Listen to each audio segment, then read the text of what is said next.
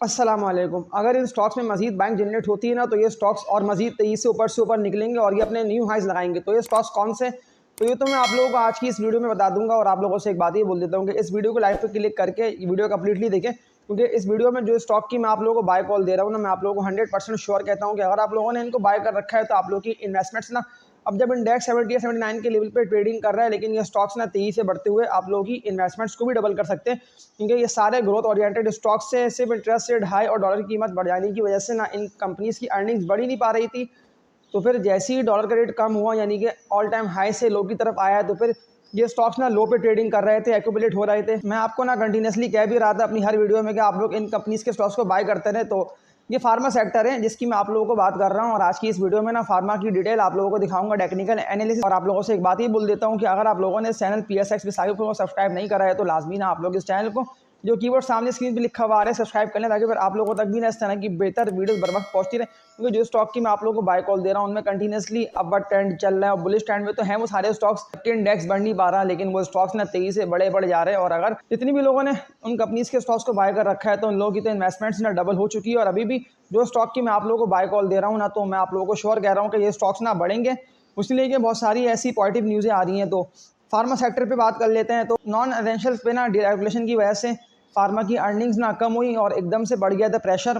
तभी तो फार्मा के स्टॉक्स आप लोगों ने खुद दिया कि कंटिन्यूसली नीचे की तरफ ही आते रहे, कोई भी सपोर्ट लेवल बन नहीं पाता। लेकिन जो मैंने आप लोगों से एक बात की थी ना उस वक्त, कि जो फार्मा के स्टॉक्स पे ना पड़ा है प्रेशर नॉन एसेंशियल्स की डीरेगुलेशन की वजह से, ये सिर्फ पड़ा है वक्ती तौर पे, यानी कि फार्मा के स्टॉक्स बढ़ेंगे, क्योंकि ये वो सेक्टर था जो कि ओवर सोल्ड हुआ हुआ था। तो ज़्यादातर लोग ना इन कंपनीज के स्टॉक्स में ना फंसे हुए थे और निकल नहीं पा रहे थे फार्मा के स्टॉक्स में। तो लोगों ने लॉस में स्टॉक्स को सेल करा। मैंने आप लोगों को कहा कि आप लोग इन कंपनीज के स्टॉक्स को सेल मत करें। तो वो तो फिर आप लोगों ने फार्मा के रिजल्ट्स आते ही देख लिया कि इस तरह से फार्मा की अर्निंग्स बढ़ी, और जिस तरह से फार्मा की सेल्स तेजी से बढ़ी, यानी कि 22% से फार्मा की सेल्स बढ़ी, और 22% से फार्मा की सेल्स ना बढ़ के $3.3 बिलियन तक पहुंच गई। और ये इसी फिजिकल ईयर 2024 ईयर की बात कर रहा हूँ। इसी ईयर के अंदर फार्मा की सेल्स इतनी तेजी से बढ़ गई, यानी कि रिकॉर्ड हाई तक गई। तो तभी तो फार्मा के स्टॉक्स में आप लोगों ने खुद भी देख लिया कि तेजी और बुलना स्टार्ट हो चुका है। लेकिन कुछ मंथ पहले से एजीपी की बात कर लेता हूं, तो मुझे बिल्कुल टेक्निकल्स को देख के लग रहा था कि एजीपी ना 55-60 रुपए के बाद से बढ़ रहा है, और ये स्लो स्लो करके, लेकिन ये बढ़ रहा जरूर है। मैंने आप लोगों को अपनी पिछली वीडियोस में ना थंबनेल भी सामने स्क्रीन पे आप लोगों के ले आता हूँ। तो एजीपी की बाय कॉल भी दी थी कि आप लोग एजीपी को बाय करें। मुझे एजीपी को देख के लग रहा है कि एजीपी ना बढ़ेगा, लेकिन फिर भी ज़्यादातर लोगों ने एजीपी को बाय नहीं करा। तो वो तो आप लोगों ने भी देख लिया कि 55-60 रुपये वाले एजीपी 100 रुपये तक गया। और अभी भी जो मैंने आप लोग कल की वीडियो में या परसों की वीडियो में कहा ना, इसका थंबनेल सामने स्क्रीन पे आ रहा है कि जो टारगेट एजीपी का बनता है 150 रुपये तक का। तो लाजमी ना आप लोग मेरी पिछली एक से लेकर दो वीडियोस को देखें, क्योंकि मेरी अगर आप लोग एक से लेकर दो वीडियोस ही वॉच कर लेंगे ना, तो आप लोग समझ जाएंगे कि मार्केट अभी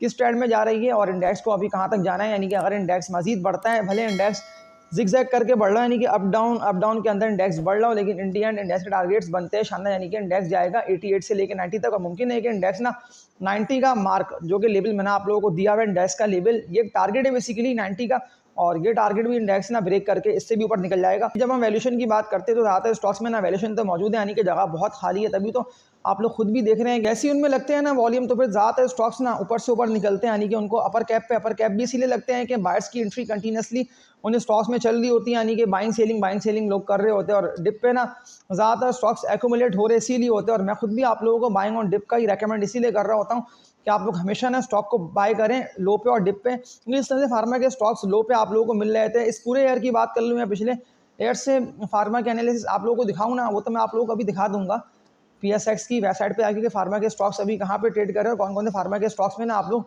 इन्वेस्टमेंट करके पैसे डबल कर सकते हैं। लेकिन जो मैंने आप लोगों से एजीपी की बात की ना, इस तरह से सिटी फार्मा का स्टॉक भी लो पे मिल रहा था, यानी कि 22-23 रुपये के इसके रेट्स थे। मैंने आप लोगों को हर वीडियो में फार्मा की बाय कॉल दी थी। खास तौर पर मैंने आप लोगों को CPHL सिटी फार्मा का रेकमेंड भी किया था कि आप लोग सिटी फार्मा को बाय करें। तो फिर कितना तेजी से आप लोगों ने देख लिया कि सिटी फार्मा ने 5 रुपये का गेन दे दिया, यानी कि 30 का 35 रुपये, 5 रुपये तो ये बढ़ चुका है, और ये अभी भी यहाँ से भी ऊपर जाएगा।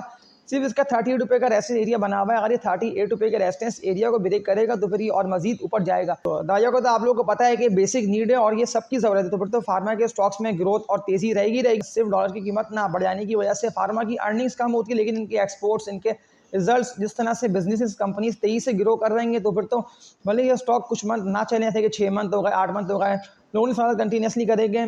सिटी फार्मा ना चल नहीं पा रहा है, हमने CPHL को बाय कर रखा है और ये लो पे आ गया है, हमें लॉस हो रहा है।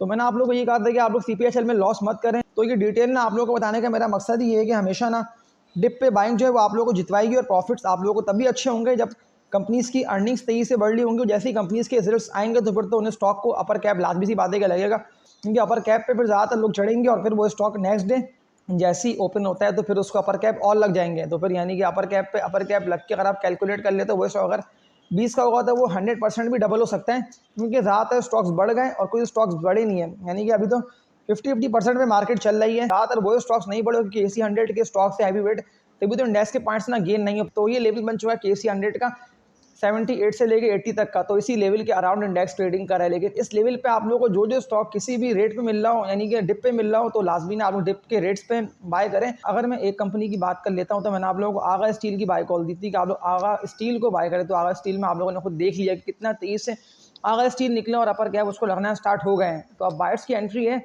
तो हर उस कंपनी के स्टॉक में ना म्यूचुअल फंड्स, इंश्योरेंस सेक्टर, बड़े बड़े हाई वर्थ इंडिविजुअल्स एंटर होंगे जो स्टॉक यानी कि उनको देख के लग रहा है ना कि स्टॉक तो अभी बढ़ नहीं पा रहे हैं और ये स्टॉक ना अभी हमें सस्ते मिल रहे हैं। लेकिन आप लोगों से एक बात ये बोल देता हूँ कि आप लोगों ने जल्दबाजी में स्टॉक को सेल नहीं करना। हाँ, अगर कोई ऐसे स्टॉक्स हैं जो कि आप लोगों ने बाय करे थे मेरी पिछली वीडियोस को देखते हुए जब वो लो पे ट्रेडिंग कर रहे थे और अगर वो अभी हाई पर हैं तो उनको लाजमी ना आप लोग सेल करें, यानी कि प्रॉफिट टेकिंग कर सकते हैं उन कंपनीज के स्टॉक्स में जो आप लोगों के प्रॉफिट्स में है। लेकिन जिनमें आप लोगों को न्यू बाइंग करनी है तो मैं न्यू बाइंग के लिए मैं वीडियो बना रहा हूँ, तो इस वीडियो को ना कंप्लीटली देखें। लेकिन इससे पहले आप लोगों से एक बात ये बोल देता हूँ कि ज़्यादातर लोगों के सवाल ये आते हैं कि IMF डील तो हो ही नहीं पा रही। आपने तो कहा था कि IMF डील होगी और IMF की बात तो इंडेक्स मजीद तेजी से बढ़ेगा। तो जो इंडेक्स बढ़ा है ना बेसिकली 55,000 के बाद से ये 78-80 तक का सफ़र, तो ये 25-30,000 पॉइंट्स, बेसिकली 30,000 पॉइंट्स इंडेक्स बढ़ा है। तो ये 30,000 पॉइंट्स की तेज़ी इसीलिए हुई है कि इंडेक्स को ना यहाँ से और मजीद बढ़ना है। सिर्फ इंडेक्स रुका इस वजह से है कि बहुत सारी ऐसी न्यूज़ें आ रही हैं जो कि अभी रियलाइज़ ना सही तरीके से हो नहीं पा रही। ऐसे कि IMF की थी ना न्यूज़ कि IMF की डील होगी नहीं होगी। IMF की डील डन हो चुकी है और ये सितंबर के मंथ में रखा गया है IMF प्रोग्राम, जिसके लिए ना फाइनेंस मिनिस्टर ने भी कह दिया है कि IMF डील अब हो जाएगी सितंबर के मंथ में। तो ज़्यादातर लोग जो नेगेटिव बातें कर रहे थे कि IMF डील होगी नहीं, तो मैं आप लोगों को तो श्योर कह रहा था कि डील होगी तभी तो इंडेक्स बढ़ रहा है। इंडेक्स को बढ़ाया इसीलिए गया है कि ज़्यादातर बायर्स स्टॉक्स में एंटर हो और म्यूचुअल फंड्स ही मार्केट में आ चुके हैं। तो म्यूचुअल फंड्स की वजह से भी ना आप लोगों को स्टॉक्स में और तेजी से वॉल्यूम बनते हुए दिखाई देंगे। IMF डील से पहले पहले जो स्टॉक की मैं आप लोगों को बाय कॉल दे रहा हूँ ना, इसमें फार्मा सेक्टर के स्टॉक्स हैं, फर्टिलाइजर के स्टॉक्स हैं, इसके अलावा हर वो कंपनी के स्टॉक को आप लोग बाय कर सकते हो। ऑयल एंड गैस है, पावर सेक्टर है, तो ये सारे स्टॉक्स की ना मैंने वीडियोस बनाई हुई है, तो लाजमी ना आप लोग मेरी पिछली वीडियोस को देख लीजिएगा, क्योंकि सारे स्टॉक्स ना एकदम तेजी से बढ़ेंगे जैसे ही IMF डील की डेट करीब होगी ना, जो कि सितंबर के मंथ में रखी गई है। तो फिर आप लोगों को केसी 100 के स्टॉक्स ना मजीद तेजी से उठते हुए दिखाई देंगे। तो इंडेक्स के स्टॉक्स को बढ़ने से पहले पहले आप लोग मेरी पिछली वीडियोस को वॉच करके इन कंपनीज के स्टॉक्स को लो पे और डिप पे जमा करते रहें, क्योंकि जैसी डील होगी ना तो डील के बाद मैं आप लोगों को श्योर कह रहा हूँ कि इंडेक्स ना 88 से लेकर 90 यहाँ तक पहुँचेगा। तो और जो मैं आप लोगों को कह भी रहा हूँ कि बाइंग ऑन डिप पे आप लोग स्टॉक को बाय करें, तो सस्ते स्टॉक्स को आप लोग जमा कर सकते हैं अपने हिसाब से। आप लोग डेली भी स्टॉक को जमा कर सकते हैं, वरना फिर आप लोगों को जो भी सपोर्ट लेवल स्टॉक के देख के लग रहा हो ना कि स्टॉक के ये सपोर्ट लेवल है और यहाँ में स्टॉक को बाय कर सकते हैं, तो फिर तब ना आप लोग स्टॉक को जमा करिए। कोई भी ऐसा स्टॉक जो कि ऑल टाइम हाई पे ट्रेड कर रहा हो, तो ऑल टाइम हाई पे और महंगे दाम आप लोगों को स्टॉक को ना खरीदना नहीं है। कभी भी स्टॉक्स ना आप लोगों को लो पर मिलने और सस्ते मिलने। अगर मैं एक कंपनी की बात कर लेता हूँ तो मैंने आप लोगों को ठट्टा सीमेंट की कंटिन्यूसली बाय कॉल दी थी कि आप लोग बाय करें। उस वक्त तो वो 25-30 रुपये के रेट्स पे ट्रेडिंग कर रहा था, बिल्कुल उसके लो के रेट से। ऐसे उसके रिजल्ट्स आए हैं, उस कंपनी की अर्निंग्स बढ़ी, फिर वो सब कितना तेजी से आने के निकला और उसको अपर कैप भी लगे। और अभी भी जो मैंने आप लोग टारगेट ठट्टा सीमेंट का दिया हुआ है ना 70 रुपये से ऊपर, तो 70 रुपये से ऊपर ठट्टा सीमेंट पहुंचेगा। वो इसलिए कि कंपनी की अर्निंग्स ना 3 से 13% से बढ़ी है, तभी तो इस कंपनी के प्रॉफिट मार्जिन ना बढ़ जाने की वजह से इसका शेयर प्राइस कितना तेजी से आने के बढ़ रहा है। और कंपनी ने ठट्टा सीमेंट ने 1 रुपये का डिविडेंड भी दे दिया, लेकिन डिविडेंड को फोकस आप लोग मत करें, आप लोग इसके शेयर प्राइस को फोकस करें और इस कंपनी के स्टॉक में ठट्टा सीमेंट में आप लोग ट्रेडिंग करके पैसे अच्छे कमा सकते हैं। तो फार्मा के स्टॉक की हिस्ट्री को देख के समझ लेते हैं कि फार्मा के कौन कौन से स्टॉक से मजीद तेजी आना बाकी है और फार्मा के स्टॉक्स के कौन कौन से टारगेट्स बनते हैं लॉन्ग टर्म। तो ये पर हम फार्मा का एनालिसिस देखते हुए समझ लेते हैं। फार्मा सेक्टर में मजबूती और अपवर्ड आ गया है, तो जो स्टॉक की मैं आप लोगों को बाय कॉल दे रहा हूं, तो इन कंपनीज के स्टॉक्स को ना आप लोग बाय कर सकते हैं। पहली कंपनी की बात कर लेता हूं, तो इसका नेम है सिटी फार्मा लिमिटेड, CPHL इसका कोड है। सिटी फार्मा की लास्ट डे की ट्रेडिंग की बात कर लेता हूं, लेकिन इस कंपनी के स्टॉक का मैं आप लोगों को ये कह दे रहा हूँ कि अगर आप लोगों ने इसको बाय नहीं करा है तो लाजमी ना आप लोग इस कंपनी के स्टॉक को बाय करें। लास्ट डे की ट्रेडिंग में ये अपर गैप लगा 35 रुपये 31 पैसे पे ट्रेड कर रहा है, 1 करोड़ तक के वॉल्यूम बने। जो इसका रेस्टेंस एरिया बना हुआ है ना, ये इसकी रुकावट है, लेकिन ये इस रेस्टेंस एरिया को भी विद वॉल्यूम्स ब्रेक कर सकता है। वो इसका बना हुआ है 38 से लेकर 39 रुपये तक का, तो 39 रुपये के रेट्स को ये जैसे ही ब्रेक करेगा तो ये यहाँ से मजीद तेजी से उठेगा, लेकिन ये 40s में जाएगा तो तब आप लोग प्रॉफिट टेकिंग करिएगा, क्योंकि इसके मजबूत सपोर्ट लेवल्स यही थे बनते, जहाँ मैंने आप लोगों को कहा था कि लेवल्स पर जमा हो रहा है, तो ये लेवल से तेजी से उठेगा। 28-30 रुपये के इसके रेट्स थे, तो अब ये यहाँ से उठ गया है तो उठते हुए इसको बाय करके आप लोग होल्डिंग करें। लेकिन अगर आप लोग इसकी होल्डिंग कर लेते हैं ना एटलीस्ट 4-5 मंथ के लिए, तो 4 से 5 मंथ के अंदर ना ये आप लोगों को 50s में ट्रेडिंग करता हुआ दिखाई देगा। इसके अलावा एक और मजबूत कंपनी के स्टॉक की बात कर लेता हूँ, जिसका नेम AGP। AGP की तो मैंने आप लोगों को बाय कॉल दी हुई है, लेकिन जो मैंने आप लोगों को टारगेट इसका दिया हुआ है ना AGP का, वो मैंने आप लोगों को दिया हुआ है इसका 150 रुपये तक का। अगर किसी ने इस कंपनी के स्टॉक को बाय कर रखा है तो वो अभी इसको सेल नहीं करे। 150 रुपये के रेट्स पे आप लोगों को सेलिंग का मौका मिलेगा।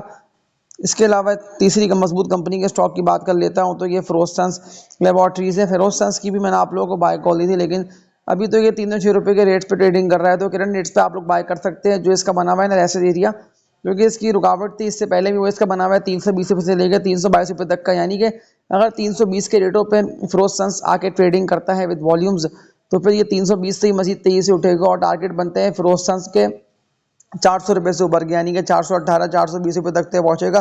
तो करंट रेट से एटलीस्ट ये आप लोगों को 100 रुपये 115 रुपये तक के तो गेन अच्छे दिएगा। और अगर ये 400 रुपये के रेट्स पर ट्रेडिंग कर लेता है तो फिर ये और मजीद तेजी से उठ के ना 450 480 रुपये तक चला जाएगा। यानी कि 500 रुपये से पहले पहले अगर ये स्टॉक आप लोगों को ट्रेडिंग करता हुआ दिखाई दे, और अगर आप लोगों ने बाय कर रखा है, क्योंकि मैं आप लोगों को लॉन्ग टर्म के लिए बेसिकली ये स्टॉक रेकमेंड कर रहा हूँ, जैसे कि 4 मंथ या 6 मंथ। इसका नेम है एबर्ट।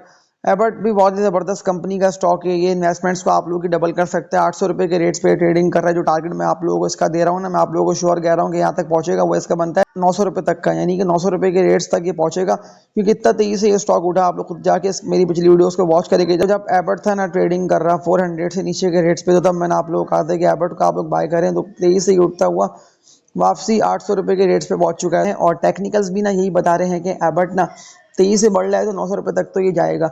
तो 900 रुपये के रेट्स पे आप लोग प्रॉफिट टेकिंग कर सकते हैं, यानी कि 100 रुपये तक का तो गेन एबर्ट आप लोगों को दे आएगा। वीडियो को एंड करता हूँ। ये था इन कंपनीज के स्टॉक्स का टेक्निकल एनालिसिस। और लास्ट बात मैं आप लोगों से ये बोल दे रहा हूँ कि इस वीडियो को लाइक पे क्लिक करके न्यू ऑडियंस चैनल सब्सक्राइब कर लें, ताकि फिर आप लोगों तक भी इस तरह की बेहतर वीडियोस पर वक्त पहुँचती रहें। तो तब तक के लिए अपना ख्याल रखिएगा। अल्लाह हाफिज़।